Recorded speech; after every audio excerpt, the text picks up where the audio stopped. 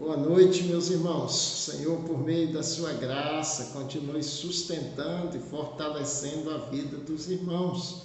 Meus irmãos, nós vamos meditar na palavra do Senhor nesta noite, exatamente no Evangelho de Marcos, Marcos capítulo 9, do versículo 14 ao versículo de número 29. Marcos capítulo 9, do versículo 14 ao 29.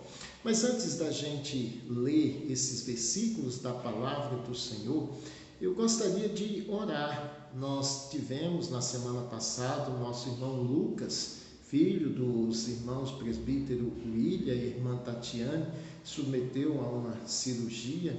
Temos a irmã Marluce, que se Deus quiser, nesta semana também se submeterá a uma cirurgia. Jorge, esposo da esposa, está se recuperando de uma cirurgia. Nós vamos colocar diante do Senhor. Senhor nosso Deus, nosso amado, bendito e glorioso Pai, nós queremos te louvar por esse dia, por tudo que o Senhor nos proporcionou. Queremos louvar ao Senhor pela tua graça, a tua bondade, a tua misericórdia. Queremos louvar ao Senhor pela vida desses irmãos, desses parentes dos irmãos que passaram por cirurgia, que vão passar, a irmã Marluce, que se submeterá, o Lucas, que se recupera, o Jorge, esposo da irmã Cleusa, que também se recupera. Colocar diante do Senhor a sobrinha do irmão Simval, os familiares do irmão Ney. Pai, assista essas vidas e tantas outras vidas, ó Pai, que estão prostradas, que vão passar por cirurgia, que o Senhor continue cuidando dos seus filhos. Nós queremos pedir também a iluminação do Deus Espírito Santo, porque agora iremos estudar a Tua Palavra. Fale ao nosso coração, é a oração que fazemos em nome de Cristo. Amém. Meus irmãos, é Marcos capítulo 9, do versículo 14 ao versículo de número 29. Acompanhe a palavra do Senhor. Quando eles se aproximaram dos discípulos, viram numerosa multidão ao redor e que os escribas discutiam com eles. E logo toda a multidão, ao ver Jesus, tomado de surpresa, correu para ele e o saudava. Então ele interpelou os escribas: que é que discutíeis com eles?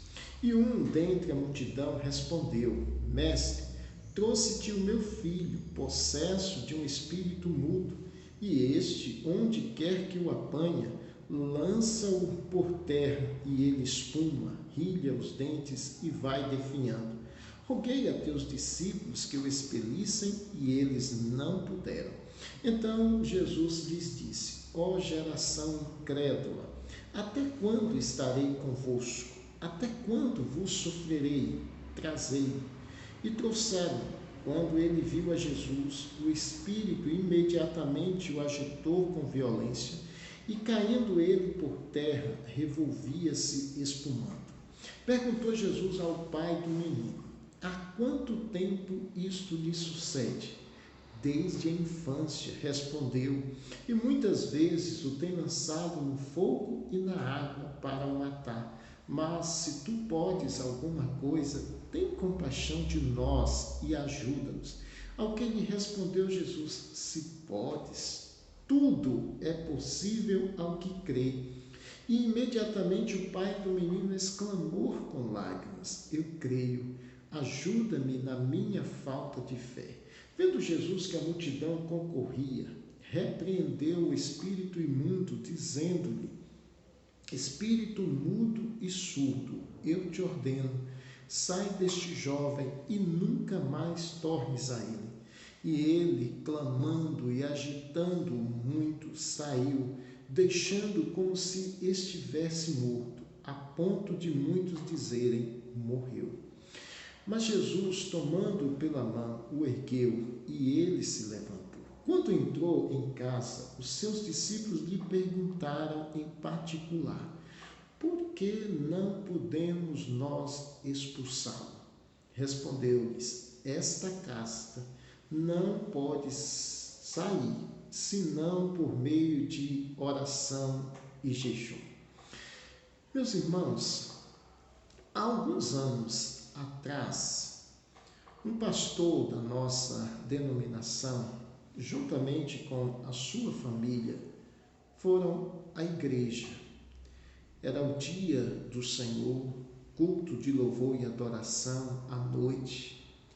Lá estava toda a família adorando a Deus, sendo o primeiro domingo do mês e faz parte do calendário da nossa igreja, no primeiro domingo do mês, ministrar a ceia.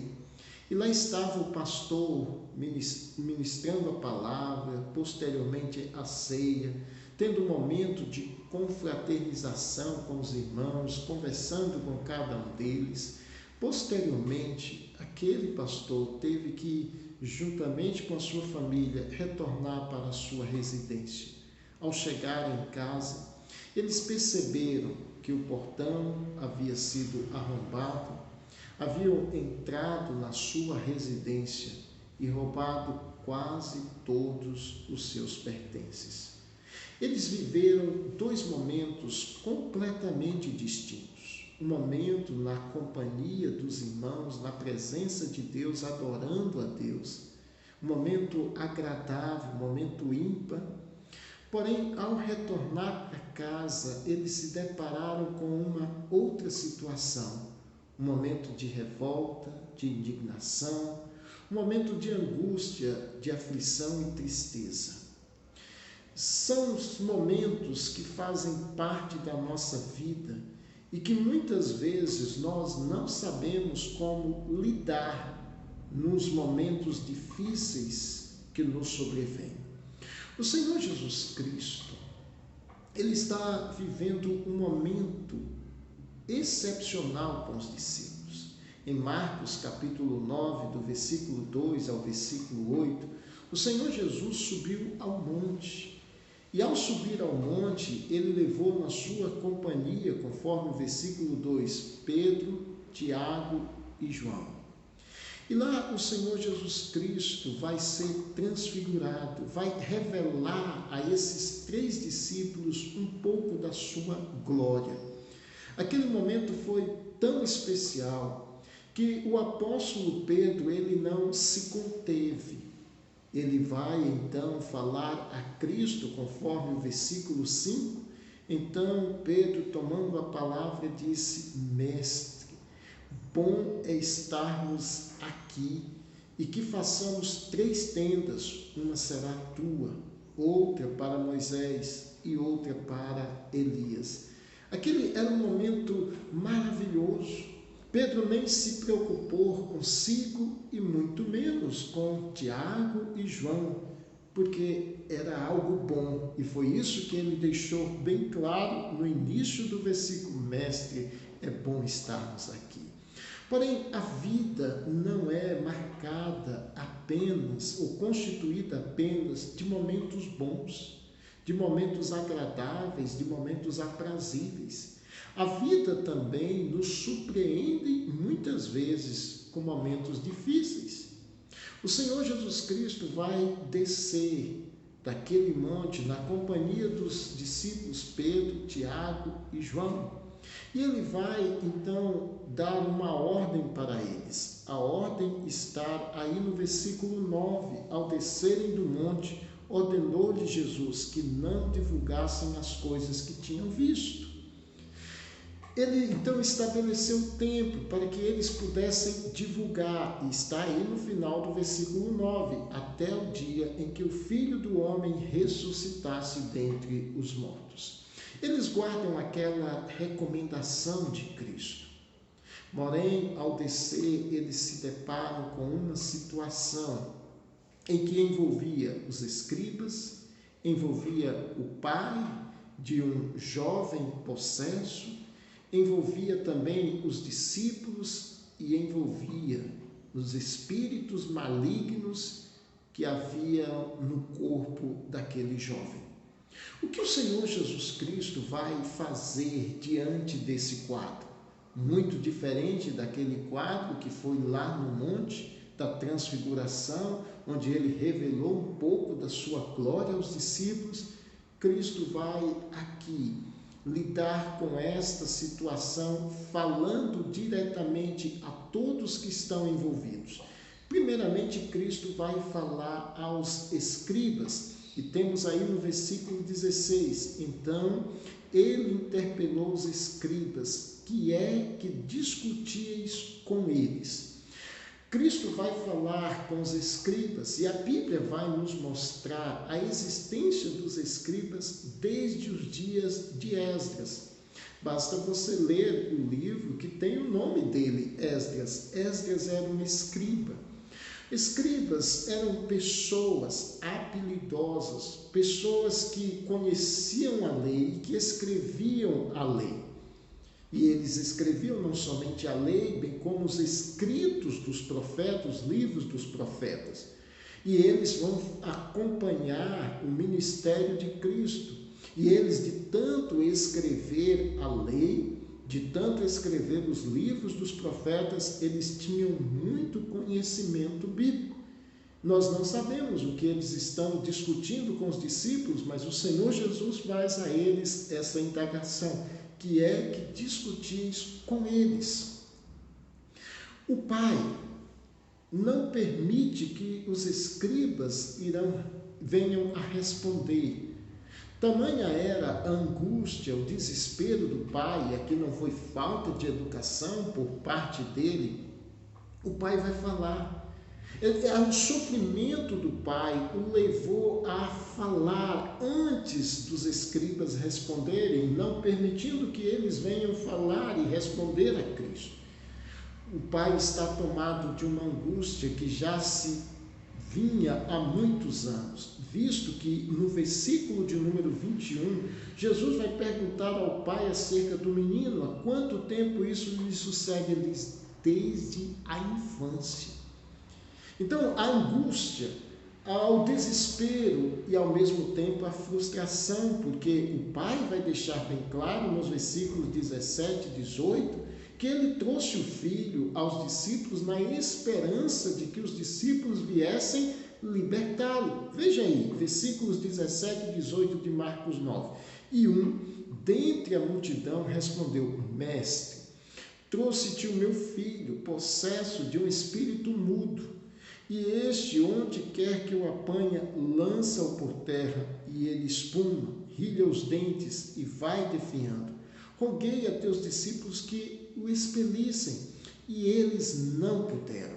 Veja, a angústia do pai, em que ele já vinha sofrendo com isso na vida do filho há muitos anos, e agora a frustração de que os discípulos não puderam.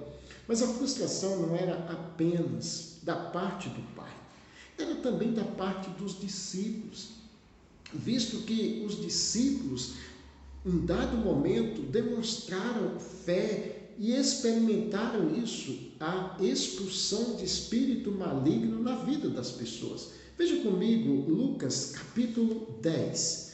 Lucas capítulo 10. Veja isso na vida dos discípulos. Nos diz o versículo de número 1 de Lucas 10. Depois disto, o Senhor designou outros 70 e os enviou de 2 em 2 para que o precedessem em cada cidade e lugar aonde ele estava para ir.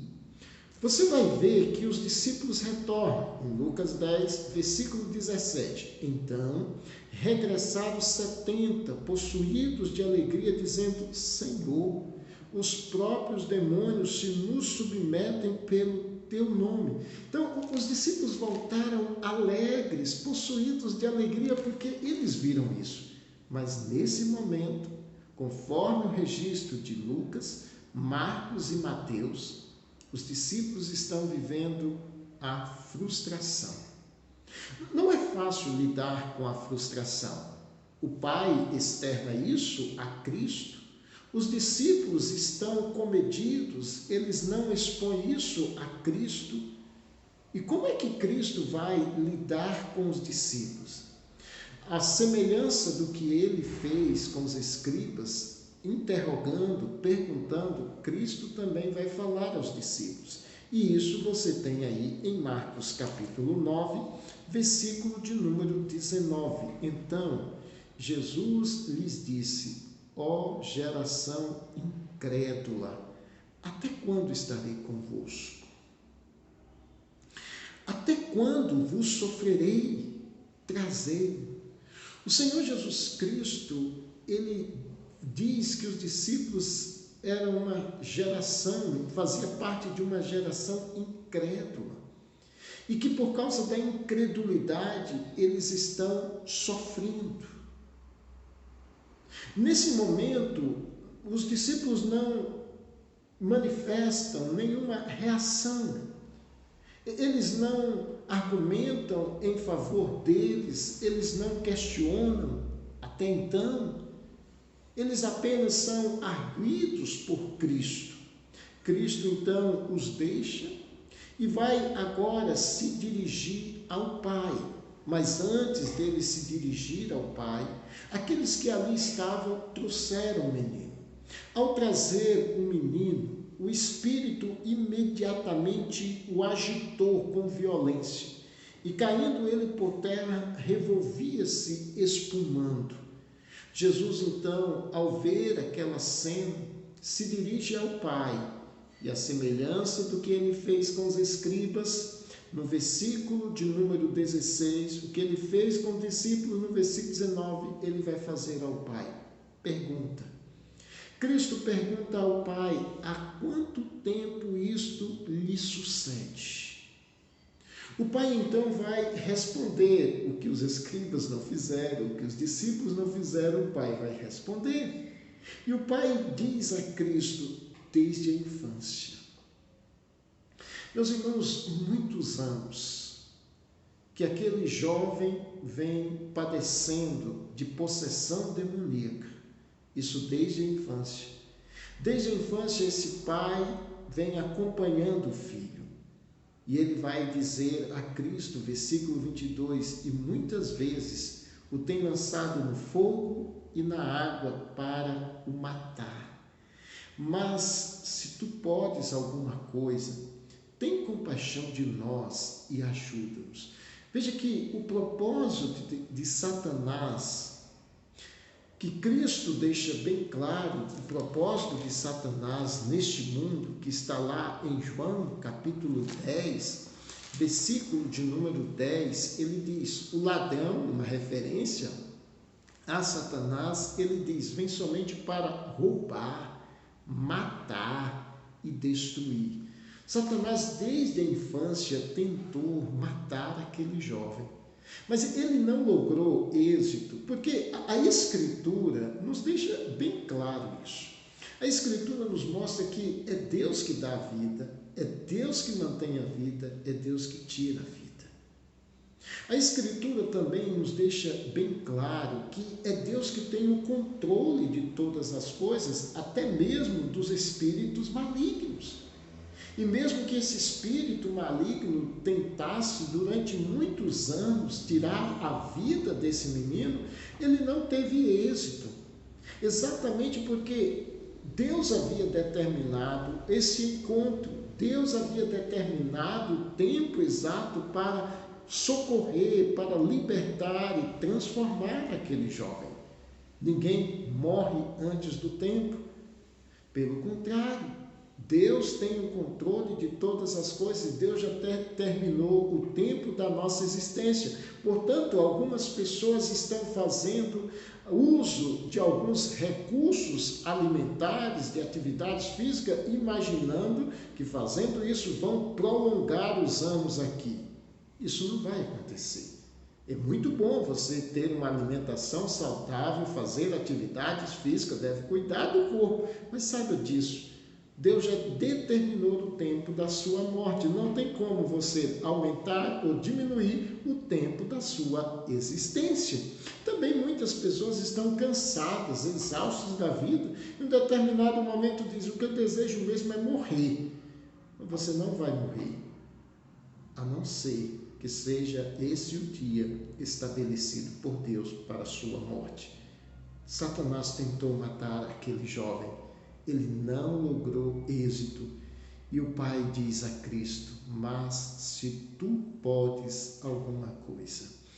O pai demonstra que não sabe quem é Cristo. No versículo de número 17, ele se dirige a Cristo chamando-o apenas de mestre. Agora, no versículo de número 22, ele diz, mas se tu podes alguma coisa. Veja que as palavras desse pai são totalmente diferentes daquele leproso que Marcos registra no início do seu livro. Marcos, capítulo 1, versículo de número 40. Veja o que é que Marcos nos diz. Aproximou-se dele um leproso, rogando-lhe de joelhos, se quiseres, podes purificar-me. Aquele leproso sabia do poder de Cristo. Esse homem desconhece. Se tu podes alguma coisa, tem compaixão de nós e ajuda-nos. Cristo vai tratar a fé deste homem. Cristo não vai dizer a ele, eu posso todas as coisas. Não, o problema não estava em Cristo, o problema estava na fé dele. E Cristo então vai lhe dizer, se podes, tudo é possível ao que crê. Aquele homem até então, ele não cria da forma correta. O Senhor Jesus Cristo vai conduzir aquela fala e vai mostrar ao homem exatamente qual é o problema. E naquele momento o homem então exclama, versículo de número 24, e imediatamente o pai do menino exclamou com lágrimas, eu creio. Que coisa maravilhosa! Esse homem agora, ele diz, eu creio, ajuda-me na minha falta de fé. E o Senhor Jesus Cristo vai ajudá-lo. Mas, meus irmãos, percebam que é exatamente isso que acontece conosco. Quantas vezes nós não cremos no poder de Deus, nós até lemos, conhecemos os registros de grandes intervenções de Deus, de grandes sinais, prodígios de Deus, atos sobrenaturais realizados por Deus, mas a semelhança desse homem, nós muitas vezes não cremos. A semelhança dos discípulos que Cristo descreve no versículo 19, geração incrédula. Por isso nós precisamos pedir a Cristo, ajuda-nos. Ajuda-nos na nossa falta de fé. Cristo então interrompe o diálogo com o Pai. E Cristo vai agora se dirigir ao espírito maligno que se apoderava do corpo daquele jovem. E nos diz aí o versículo 25, vendo Jesus que a multidão concorria, repreendeu o espírito imundo, dizendo-lhe, espírito mudo e surdo, eu te ordeno, sai deste jovem e nunca mais tornes a ele. Veja que poder maravilhoso, sai e nunca mais tornes a ele. O espírito vai sair, mas antes de sair, ele clama, ele agita, deixa aquele jovem como morto, e muitos disseram, morreu. Mas Jesus toma-o pela mão, o ergueu e ele se levantou. Cristo, ele tem toda a autoridade sobre os espíritos imundos. Cristo tem autoridade sobre todo espírito maligno. E veja que esse espírito maligno na vida daquela criança que agora é jovem, o impossibilitava exatamente de falar e de ouvir. Nos diz o versículo 25, espírito mudo e surdo. E o Senhor Jesus Cristo o expeliu.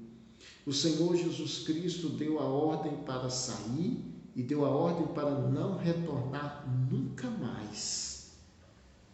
Eu fico imaginando a alegria daquele pai, agora podendo abraçar o seu filho e saber que o seu filho foi libertado pelo Senhor Jesus Cristo.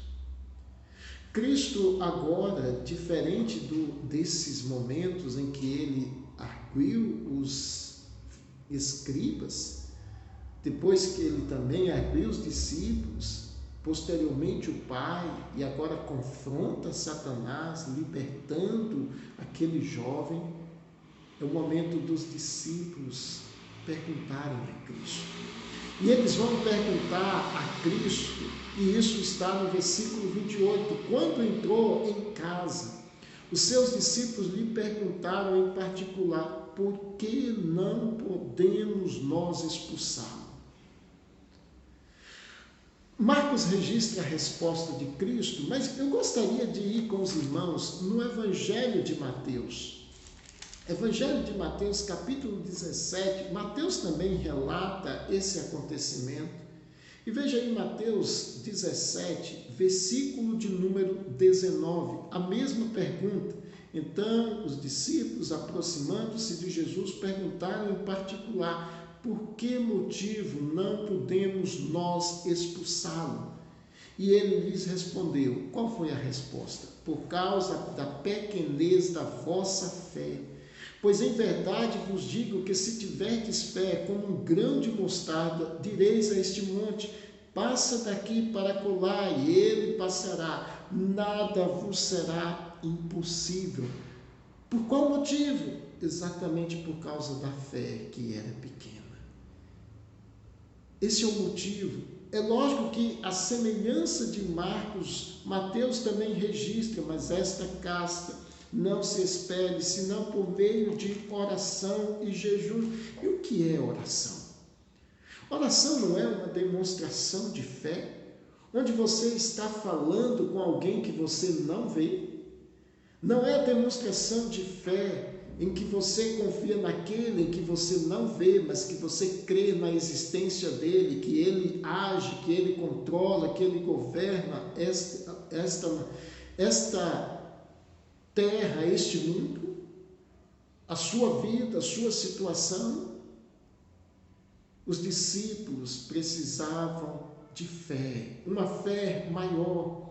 Os discípulos precisavam jejuar. E o que é o jejum?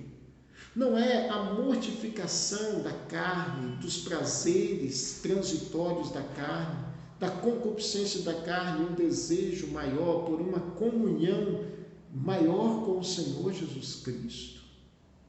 O Senhor Jesus Cristo está deixando bem claro aos discípulos: não era apenas o problema do Pai, era também o problema dos discípulos, a fé. Uma fé pequena, uma fé que não era exercitada. Cristo então responde os discípulos e aí a vida segue. O que isso tem a ver comigo e com você? Meus irmãos, a semelhança de Cristo com os discípulos, nós também enfrentamos momentos tão maravilhosos. Nós temos momentos que são tão prazerosos que nós não gostaríamos que eles acabassem, mas que eles durassem para sempre. Mas que depois daqueles momentos, vêm momentos difíceis, momentos de angústia, momentos de dor, momentos de revolta, de indignação. E o que fazemos? Veja como foi que Cristo fez. Depois de um momento tão aprazível, em que Pedro descreveu: bom estarmos aqui, Cristo tem que se deparar agora com essa situação. Ele não se revolta, ele não fica indignado, ele não chuta o balde, ele vai lidar com a situação. Situações difíceis não são para nos desesperar, mas para revelar a nós exatamente aquilo em que cremos. Para revelar a nossa fé, a nossa confiança, a nossa dependência em Deus. Cristo vai lidar com essa situação, vai falar com todas as partes envolvidas, primeiro com os escribas, posteriormente com os discípulos, depois com o Pai. Aí ele terá que lidar com o espírito imundo que atormentava, que tentava matar aquele jovem desde a infância. Segundo, você sabe quem é Jesus? Se você sabe quem é Jesus, Você sabe que este mundo, por maior que ele seja, os espíritos malignos, por mais ruins e maldosos que eles sejam, tudo está debaixo do controle de Cristo. Tudo está debaixo do controle de Cristo. Satanás intentava contra aquele jovem desde a infância, querendo matar, lançando na água, lançando no fogo, mas ele não logrou êxito. Porque nada, absolutamente nada, nos acontece sem ser da vontade de Deus. Não é Satanás que está no controle, é Cristo, que é o Senhor, que governa tudo e todos. Terceiro, quantas vezes damos demonstrações de fé? Parece-nos que somos gigantes na fé, mas existem momentos que a incredulidade toma conta de nós e que nós precisamos, à semelhança desse Pai, pedir a Cristo ajuda. Ajuda-me na minha falta de fé. Que Deus nos ajude, irmãos.